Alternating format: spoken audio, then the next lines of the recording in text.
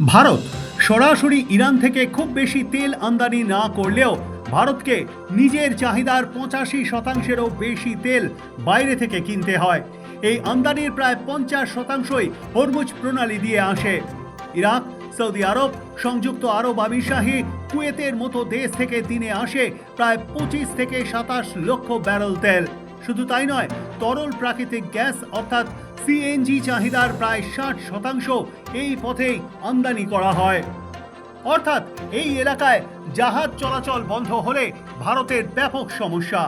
এই পরিস্থিতিতে ভারতকে ধাক্কা দিয়ে হরমুজ নিয়ে বড় সিদ্ধান্ত ইরানের। গত শনিবার থেকে চলা যুদ্ধের জেরে হরমুজ প্রণালী বন্ধ করেছে ইরান। সাফ জানিয়েছে ওই এলাকা দিয়ে জাহাজ চলাচল করলেই গুঁড়িয়ে দেওয়া হবে। কিন্তু সেই সিদ্ধান্তে এবার খানিকটা বদল।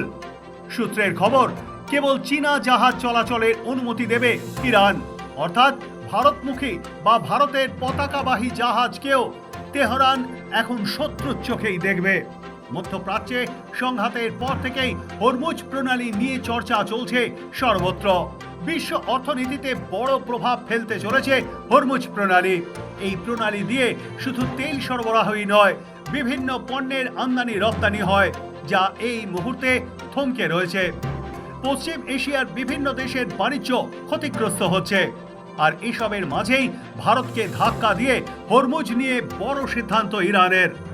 ভারতের জন্য হরমুজ প্রণালী কেন গুরুত্বপূর্ণ? হরমুজ প্রণালী দিয়েই ভারত তেল আমদানি করে।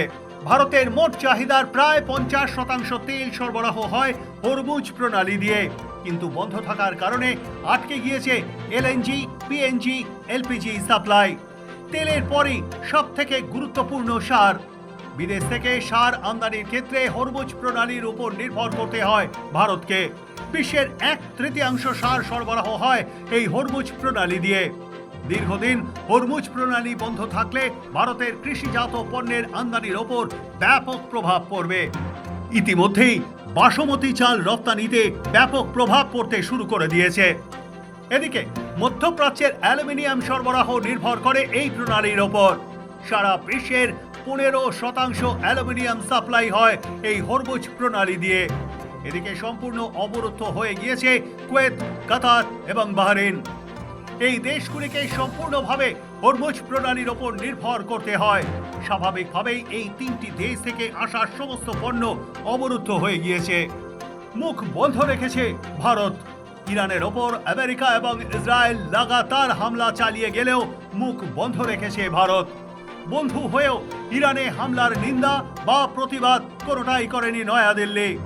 অন্যদিকে আয়াতোল্লাহ খামেনেয়ির মৃত্যুর পরে মার্কিন ইসরায়েলি হামলার নিন্দায় সরব হয়েছে চীন। ফোনের ওই কথোপকথনে খামেনেয়ি হত্যার তীব্র প্রতিবাদ করেছে বেজিং। এমনটাই সূত্রের খবর। চীনের এমন পদক্ষেপে তেহরান অত্যন্ত সন্তুষ্ট, এমনটাই খবর ইরানের কূটনৈতিক মহলে।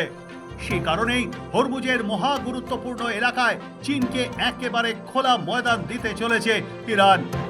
অন্যান্য দেশের জাহাজ হরমুজ প্রণালী দিয়ে যাতায়াত করলে আক্রমণ শানাবে ইরান, কিন্তু ছাড় পাবে একমাত্র চীনা জাহাজ। অর্থাৎ ভারতীয় বা অন্য দেশের জাহাজ যা ভারতে পণ্য যোগান দেয়, সেই জাহাজ পড়বে আক্রমণের মুখে। কূটনৈতিক মহলের একাংশ মনে করছে, ভারতের তরফেও যদি হামলার নিন্দা করা হতো, এই সুবিধা ভারতীয় জাহাজকেও দিত ইরান। ব্যুরো রিপোর্ট, সময়, কলকাতা।